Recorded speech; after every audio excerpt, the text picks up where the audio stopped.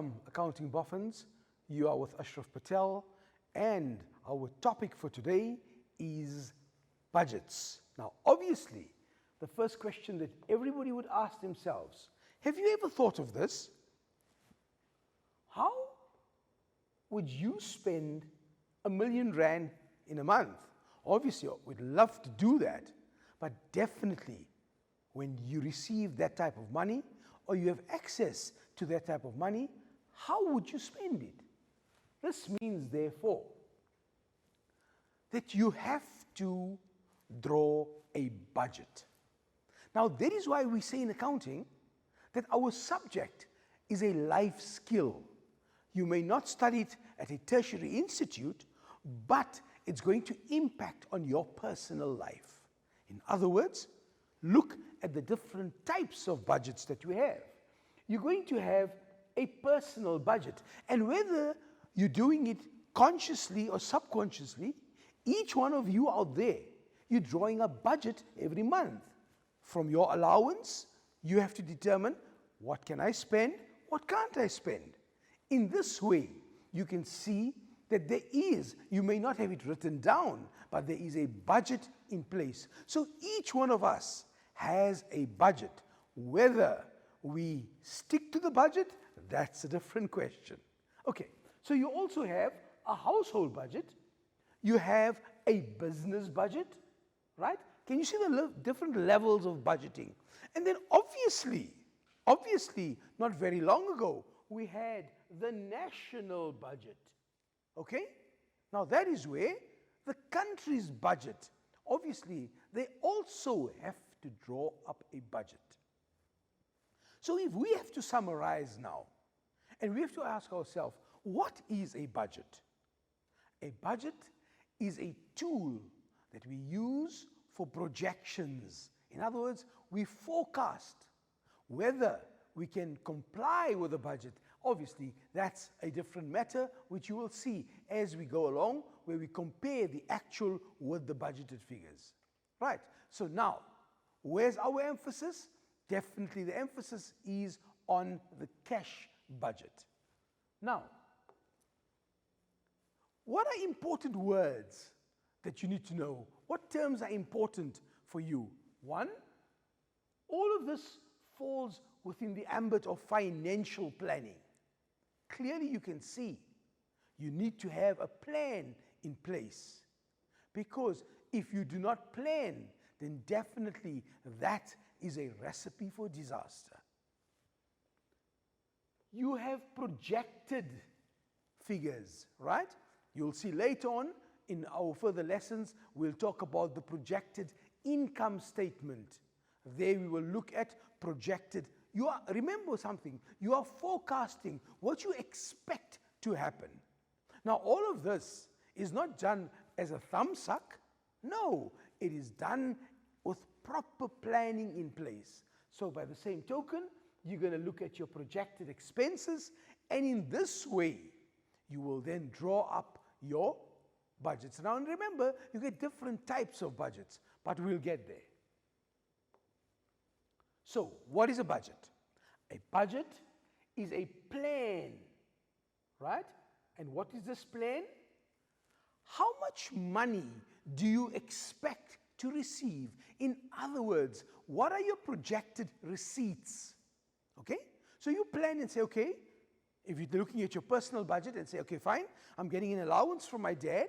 My mom gives me a certain amount every week, and I have a part-time occupation where I assist, and I get paid for working in the garden. All of those would be your receipts. So those are what you projected, okay? This is what I anticipate to receive. By the same token, how will you pay it out? What will you spend it on? I'm going to buy, very famous for you guys, data, isn't it? I'm going to buy whatever my needs are. I'm going to spend on that. And what are you doing? You're actually drawing up a budget for yourself to say, these are my expected receipts and these are my expected payments. Watch the use of the terminology here, because it's very, very important. Okay, we spoke about this. We said in your personal budget, what are you doing? You're looking at your expected earnings in a month. In other words, what do I expect to receive in this month? And I gave you examples of what the possible incomes that you may have in that month. And then obviously, how are you going to pay? What expenses are you going to have for that month? But remember, when we're talking about a cash budget, right? We're talking about expected receipts and expected payments. And that is critical. So now, when we're looking at a business, let's move on now from our personal lives to the business. A business definitely needs a plan. So, all of this would fall within the ambit of planning and forecasting. In other words, this budget that the business draws up, once again, it's based on evidence. It's based on prior information. So it's just not something that you just decide, okay, there's the plan, and we'll just decide that we're going to... No, these figures are calculated based on previous experience, based on circumstances in the economy, etc., etc., etc. So, it shows you, or it indicates your business activities. So you're drawing up a budget. Are you drawing up a budget for 3 months? Are you drawing up a budget for 1 month? Are you drawing up a budget for the year? Those are the different periods in which you are planning for. Okay? Then, your budgets are expressed in terms of what? Obviously, you need to quantify the budget. In other words, you express it in terms of rands and cents. This means, therefore, that you are looking at the actual amount of money that's going to be paid out. So, I'm expecting my payments to be 15 million rand. Or, you can say, I'm expecting my receipts to be 32 million rand. So, you're putting it in rands and cents. Now remember, that's the budget that you are drawing up. What do you base this on? Like I said early on, I alluded to this just now, and I said, these are based, your forecasts are based on sound judgment, right? Obviously, your financial team would sit together, and those involved that are with the budget would sit and bring the information to the table so that you have the professionals doing it. 2, you take into account patterns or tendencies during the previous year. So obviously, you're looking at last year, you're looking at this year in comparison to last year, and you're telling yourself, okay, this is what I expected, this is what actually happened, how do I plan ahead for the next year? So, you look at the anticipated market conditions. What do you expect will happen in the market in the next year? So obviously, these are things that are not static. They are dynamic. They change. Market conditions changed. You'll notice that at certain times, the demand for products and services just increase. And at times, there is no demand. So you'd look at whether there's a boom in the economy, whether the economy is going into depression. All of that would impact on your budgeting decisions. The current economic climate. Obviously, it's important to look at that to see, are they anticipating growth in the economy? Are they expecting the economy to contract? All of that would impact on your judgments when you are drawing up the business budget that you are involved in, right? You also look at technological developments. In other words, what's happening on the technology front? How is that going to impact on my business? All of this would impact on the decisions that you are going to take. And remember, those decisions are going to impact on your business, right? Then you look at economic measures. You look at, for example, the repo rate in the country. You look at the interest rates all of those decisions, you can see it's a holistic approach where you take all of these factors into consideration when you are drawing up your business budget. Okay, now we look at the national budget. Obviously, when the national budget is being drawn up, they take into account the Minister of Finance and his or her team would look at the economy of the world. Can you see the scale at which it's drawn up? Obviously, the budgets, like I said earlier, are presented by the Minister of Finance, right? They determine economic policy related to government revenue. That means, where is the government expecting to get its money from? Obviously, in the form of taxation, direct taxation, indirect taxation. You get pay as you earn, you get VAT and excise duties. There's a whole lot of taxation that the government uses to collect revenue from its citizens. Then obviously, how is it spent? Where is this money spent?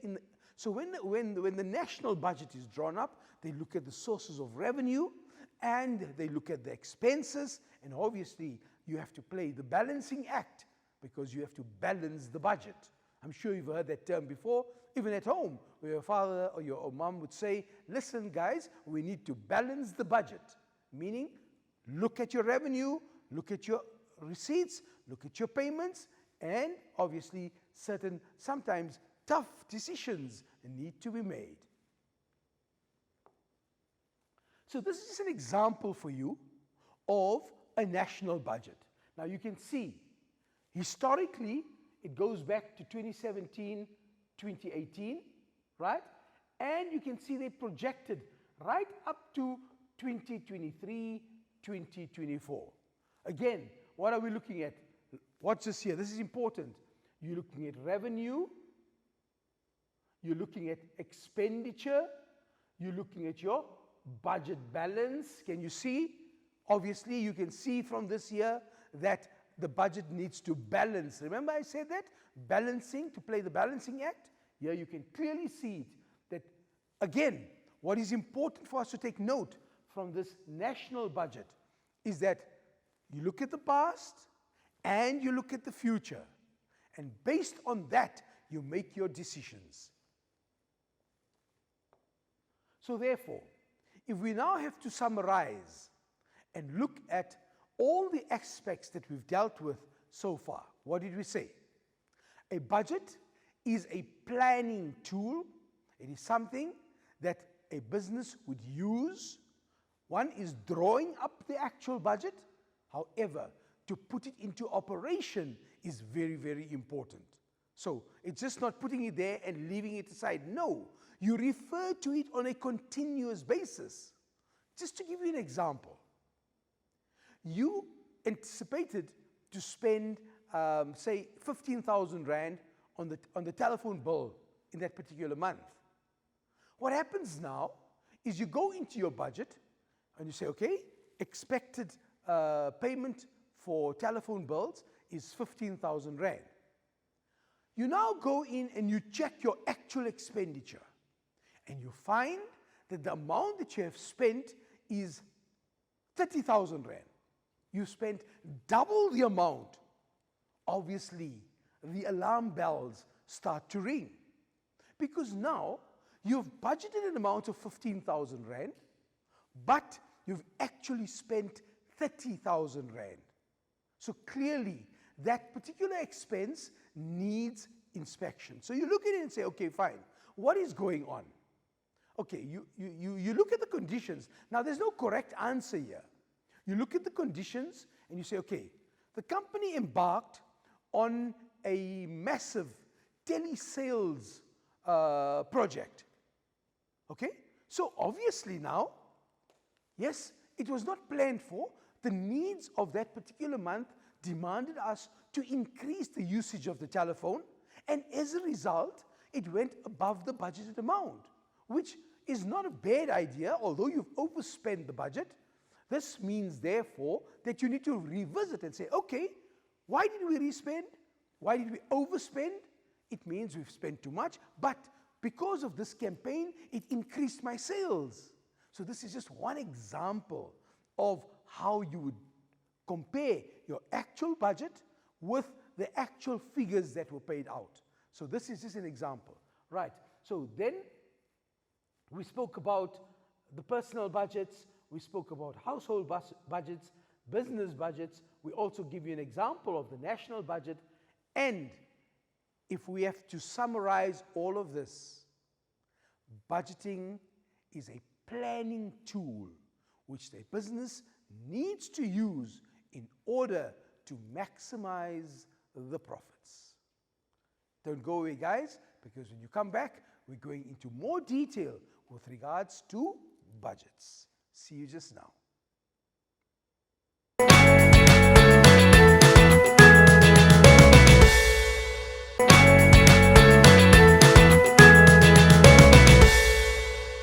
Welcome back, Accounting Boffins. You're with Ashraf Patel and the team. We're looking at budgets. We're moving on now to, yes, a cash budget. What is a cash budget? Now remember, the emphasis in grade 11 would be on the cash budget. Obviously, the other budgets would impact on your cash budget, but for you, your goal is the cash budget. Okay, so now, a cash budget, what does it do? It shows you estimates of future receipts and payments. Now, allow me to explain this very clearly. When we talk about a cash budget, we're saying anticipated receipts. Clearly, this gives you an indication that you're only talking about cash items. So when you're doing a cash budget, you think cash.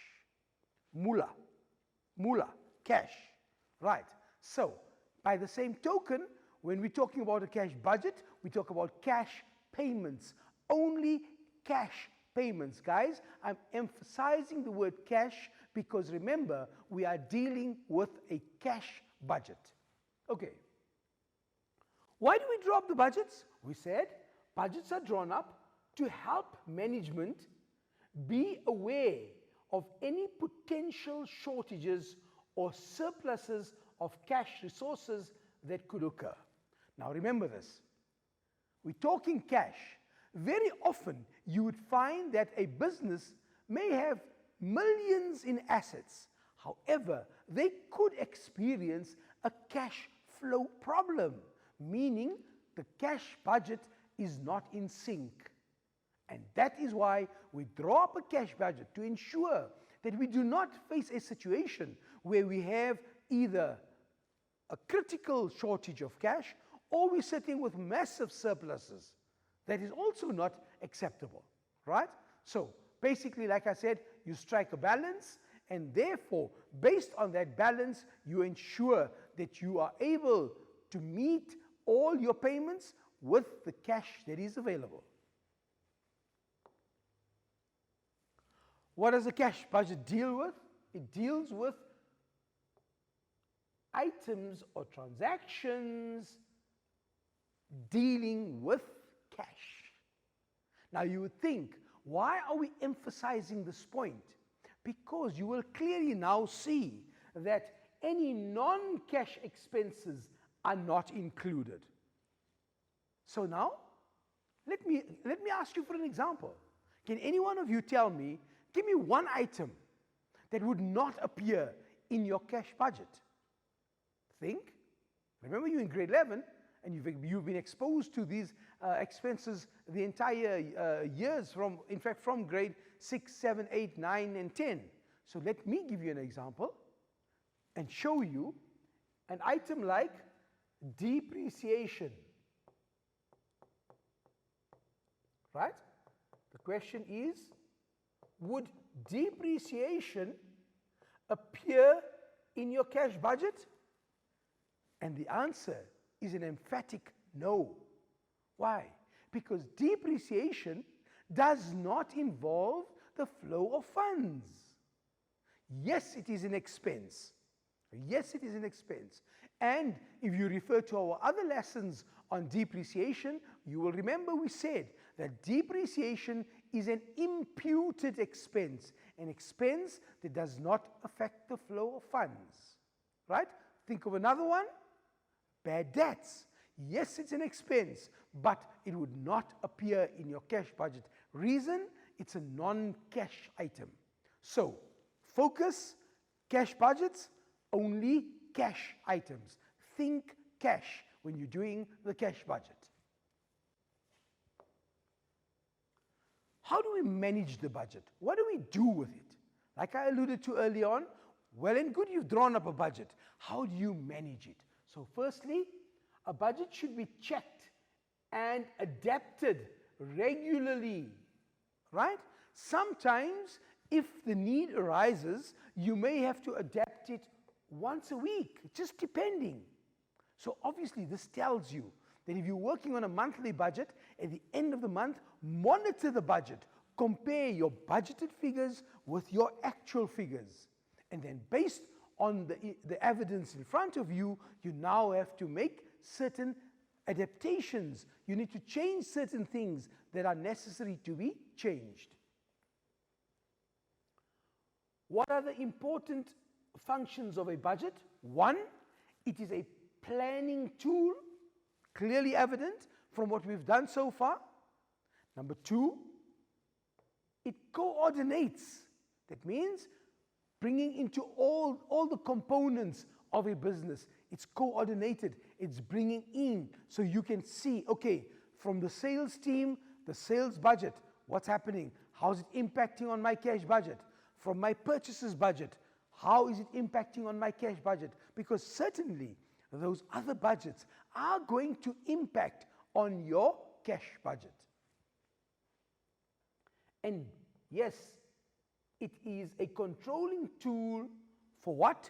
Your receipts and your payments. All the monies that are being received and all the monies that are being paid out. You can actually see that in your cash budget. So, guys, a cash budget, it is imperative that when we draw up the cash budget, we take all these factors into consideration. Now, let's look at specifics. Let's look at specifics now. If you were to look at the cash budget of a business, what are the possible receipts? Let's go through them. Number one, obviously, your cash sales, right? Because obviously when you sell goods for cash, money is flowing into our coffers. So that's a receipt. Then you have collections from debtors. Clearly, if you have sold goods on credit, those debtors are going to pay you at some time. So therefore, that's another possible source of cash, the monies that you are receiving from your debtors. You could also, remember in grade 11, where we do asset disposal, when you are disposing of your assets, that amount of money that is being generated would also be regarded as a receipt. You look at incomes from investments, for example, if you've invested money into a fixed deposit, the interest on the fixed deposit would also be seen as a source of cash. And also taking into consideration, when a fixed deposit matures, that money is also flowing into our bank account, so that's also a source of cash. And then yes, if you are receiving loans, right, money is flowing into our bank account, so these are all our receipts. In other words, these are the avenues where money is flowing into our bank account. Right, now let's look at our payments. Obviously, you got to pay your creditors for the goods that you are buying from them. You have to pay your operating expenses like water and electricity and all other operating expenses. You get investments. That means if you take money out of your bank account to put into a fixed deposit. Be very careful on this one here. One is money taken out of your bank account, put into a fixed deposit. It's an outflow of cash. But a fixed deposit maturing is money that is coming into our bank account. So be careful and be able to determine when is it an outflow and when is it an inflow of cash. Obviously, the purchase of fixed assets, but remember, cash, only the cash component of the purchase would be reflected in my cash budget. Loan repayments. Obviously, if you are repaying the loan or you're repaying the interest on the loan, those would be regarded as payments, outflows of cash. And then obviously your cash purchase of goods, where you are buying goods on a cash basis, clearly you can see money leaving your bank account. So, if you look at this receipts and payments, it's basically your bank account.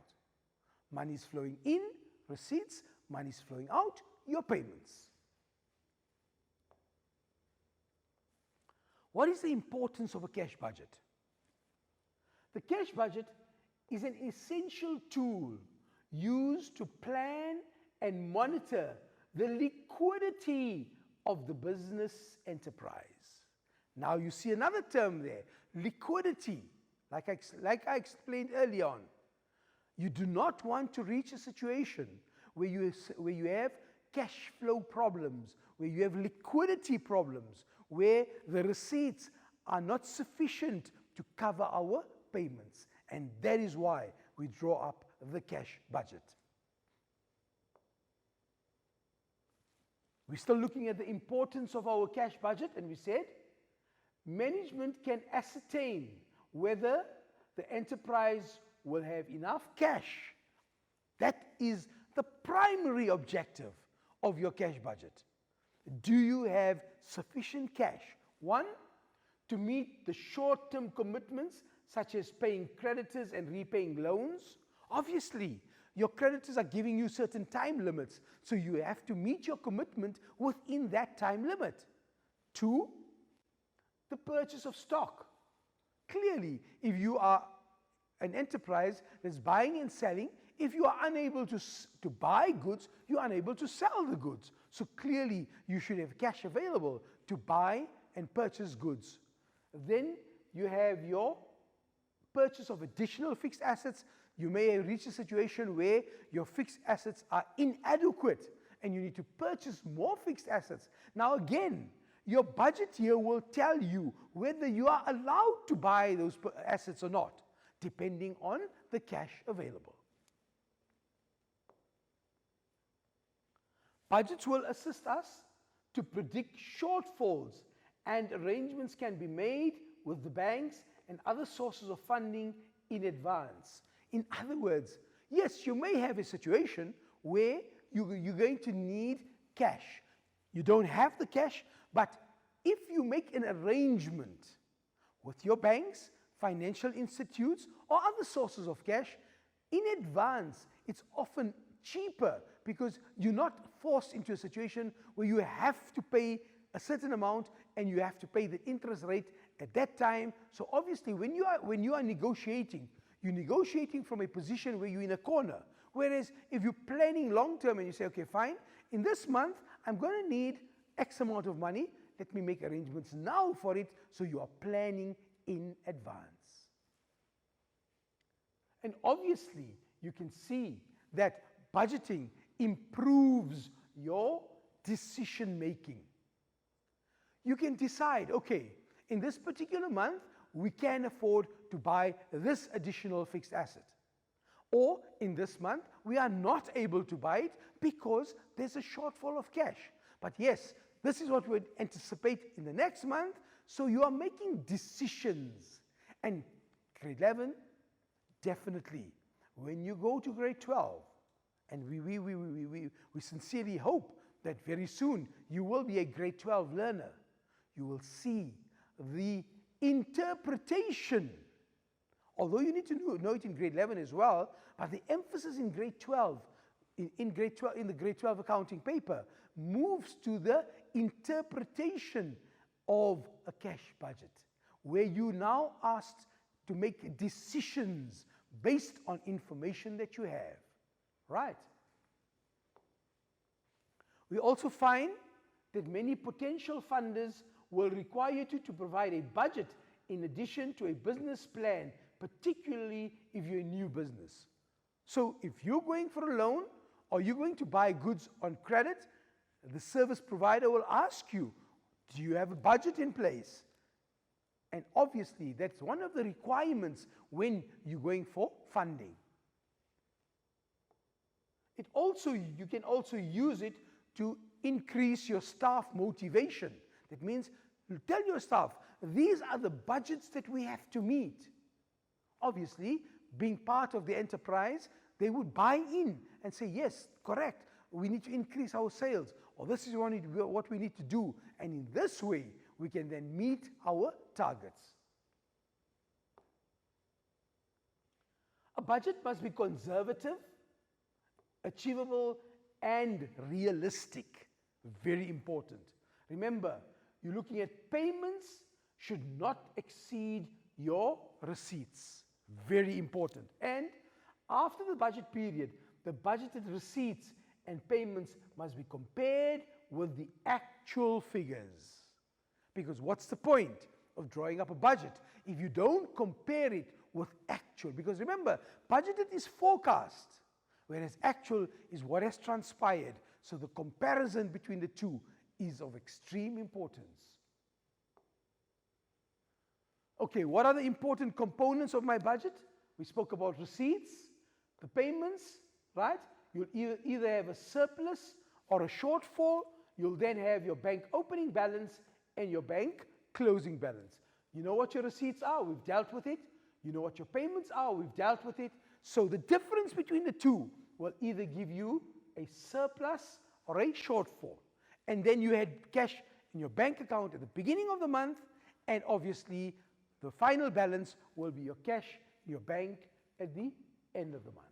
So that, guys, is now you will see we're getting into more detail with regards to budgets. But don't stray or go away, because when you come back, we're definitely going to do more. See you in a jiffy.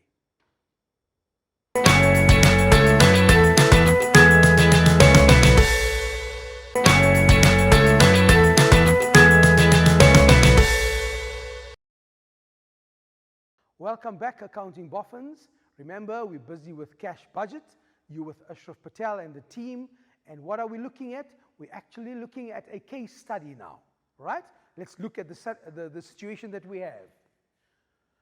Adelaide runs a medium-sized enterprise providing emergency services to the local school, right? So that's your scenario. She's been given a period of 4 months to upgrade the staff room, and she was going to be paid after the completion of the job. Now, obviously, this is a scenario based on budgeting. So yes, she's been given a contract, she has to upgrade the staff room, and obviously she'll only be paid on the completion of the project. So what does she do now? Because of the nature of the project, she has to employ 5 extra employees. She needs extra raw material. She needs equipment in order to complete the job within the specified time. So clearly you can see her demands compared to what she was before, and now taking on this new contract, the demands have changed. Okay. 2 months before the completion of the contract, Adelaide started to experience cash flow problems. Now, she's in a situation, she's taken on the contract, 2 months into the contract, alarm bells are ringing. What's happening? She's experiencing cash flow problems. Right. She's exhausted her personal savings, and she's cashed out the fixed investment that she had. So in terms of her own cash resources, she's taken out all her personal savings. She's also had a fixed deposit, which she's pulled out because she needed the money, and now that revenue, those revenues are now exhausted. She needs to pay wages and buy more material. Obviously, operations have to carry on. She needs to pay the wages. She needs more material. Now what does she do? She has approached the banks for finance, but was not successful. Okay? Like I told you, if you plan in advance, then obviously you have sometimes to negotiate with the banks and the financial institutes. But now she's in a crunch situation. She needs the funds now. She decides to go to the local lenders who charged her 18% interest, which is obviously very high if you compare to the 3.5% that would be charged by the banks. Because remember, these people that provide the finances that you need immediately are going to charge you a very high interest rate. So look at the comparison, 18% to 3.5%. The loan added costs to her business. Obviously, a loan needs to be financed. In other words, you're not going to get the loan and you only have to pay back the loan. No, you're going to have to pay back the loan plus the interest on the loan. She decided, okay, we've done that one. We've done that one already. Let's carry on. Now the question says, 1. Provide a list of problems that Adelaide faces as a result of the contract she received from the local school. Okay? So now obviously you now have to identify what challenges will she be faced with. 1, let's look at this here. Obviously, there's an increase in expenditure. As a result of what? She needs to pay wages to the employees. Remember, 5 additional people were employed.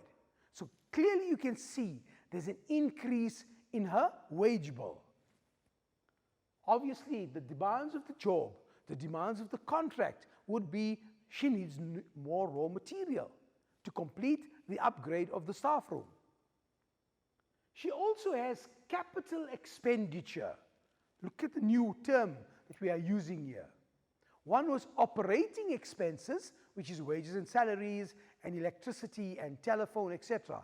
Those are operating expenses. But now she has capital expenditure. In other words, she needs to upgrade the equipment in order to complete the contract. Right? So you have capital expenditure in the form of equipment and an additional cost, which is interest expense. Now remember, this is what we call a financing cost because she needs to finance the loan. And as a result of that, there is interest that will have to be paid. Okay. What kind of plan should Adelaide have drawn up before she started the job, and how was this plan going to help her? Clearly, there was no plan in place. And as a result, she's now in the predicament where she has those challenges. She should have drawn up a cash budget. Certainly. Because she should have taken on the contract, taking into consideration, right, this is my budget. This is what I am going to experience. I'm going to need to pay wages. I'm going to need to pay salaries. I need to buy equipment. I need to buy material, etc., etc., etc. The budget could have anticipated or predicted the problems of cash flow because she would have seen in her budget, these are my receipts. These are my projected, anticipated expenses in terms of payments, and clearly there's going to be a shortfall of cash. The next question says, what action was she supposed to take so that she doesn't run out of cash? Provide at least 2 points. Okay, let's look at it. 1, she had to negotiate to buy the supplies on credit. She could negotiate that. She could have gone to her suppliers and said, listen, I've got a new contract. It's not my existing order. There's going to be an increase in the raw materials that I'm going to be buying from you. I need you to supply me those goods on credit. So immediately, it would alleviate the problem of having to fork out the cash, which obviously she knew there would be a cash flow problem. So then she could see that the raw material and the equipment could have been bought on credit. Because obviously, by the time the contract was completed, she would then be able to meet her commitments because she would have the cash available. Rearrange the payments so she did not have to borrow money. Absolutely. Make an arrangement with your suppliers, with your creditors, telling them, right, this is my condition, I'm taking on this new contract, I will be able to pay you on these terms here. So in that way, she's planning, right? Apply for a short-term loan from a bank or an overdraft facility. Can you see? If you go timelessly to your bank with your business proposal, explaining to them that this is the contract that I'm going to take on, this is my budget that I have in place. Obviously, when the banks look at that documentation and they look at your plans clearly from their side, you would then expect them to come to the party. And in that way, you would then be able to negotiate a short-term loan with your bank. Okay, so now, if we look at everything that we have done in the lesson on budgets, let's do a recap. 1, we spoke about what is a budget. We've spoken about why it is important to budget. We've also spoken about the different types of budgets in terms of a personal budget, one that you draw up for yourself. We spoke about a household budget, which every household needs to budget. And we've spoken about the importance of that to ensure that we balance the budget within our homes. Can you see? We're moving to different levels of budgeting. Then we also spoke about a business budget. Obviously, that will be the emphasis of the questions that you will be exposed to, is a business budget, obviously. But we also went on and spoke about the national budget in terms of the budget for the country. Now remember something else. The national budget impacts on the business budget, right? And definitely the business budget, being people who work for businesses, people who own businesses, it will impact on your household budget. And yes, the household budget will impact on your personal budget. So can you see the link between all of these? Right. Then we went on, and at length we spoke about the cash budget. Remember what we said? We alluded to this earlier on, that you're going to have a sales budget, you're going to have a purchases budget, you're going to have a capital expenditure budget, but all of these budgets would feed into your cash budget. And the most important aspect of your cash budget is to think cash. In other words, what are we looking at? We're looking at the sources of our cash, namely our receipts. Then we look at the payments. That means all the money is leaving our bank account. Remember we said your cash receipts less your payments will either give you a surplus or a shortfall. If your receipts are greater than your payments, you're going to have a surplus. Conversely, if your payments are more than your receipts, you're going to have a shortfall, right? So receipts greater than payments, surplus; payments greater than receipts, shortfall. Simple maths. Okay. Then you also looked at your opening balance in your bank account. So that means, and maybe we can just do a quick example here. If my receipts were 10, just a simple example, and my payments were 6, that would give me a surplus of 4, right? Since my receipts are greater than my payments. I now bring in my opening bank balance, which was 3, and therefore you can see my closing bank balance is 7. So this is a very simplified form of what a budget would look like. Obviously, when we get into the other lessons, we'll do the actual detail and look at each item separately. But this is just a very basic and a simple way of understanding what would go into your budgets. Like we said, those are your receipts. You had payments to the value of 6. It could be 6,600,000, whatever the figure may be, giving you a surplus of 4. You bring in your opening balance of your bank account, which was 3, to give you a closing balance of 7 in your bank account. So in this way, you can clearly see that when you're doing a budget, think cash. Only cash items would feature in my cash budget. Also taking into consideration that there are certain items that will not feature in your cash budget, and those are your non-cash items. What did we discuss as non-cash items? We looked at bad debts, remember, non-cash item. We looked at depreciation, which we said is an imputed expense, so it's a non-cash item. And yes, there are other non-cash items that would not appear in your cash budget. Okay, so now, if we look at our entire lesson, you will see that the purpose, the ultimate purpose of a budget is to maximize the profits of a business. Because if you don't do that, then obviously you're going to face challenges in terms of meeting your commitments, like critical shortfalls of cash, where you will be unable to buy stock. If you are unable to buy stock, you are unable to sell the stock. If you are unable to have sales, it's going to impact on your profits. So therefore, accounting boffins, what is important to remember that a budget is a planning tool, right?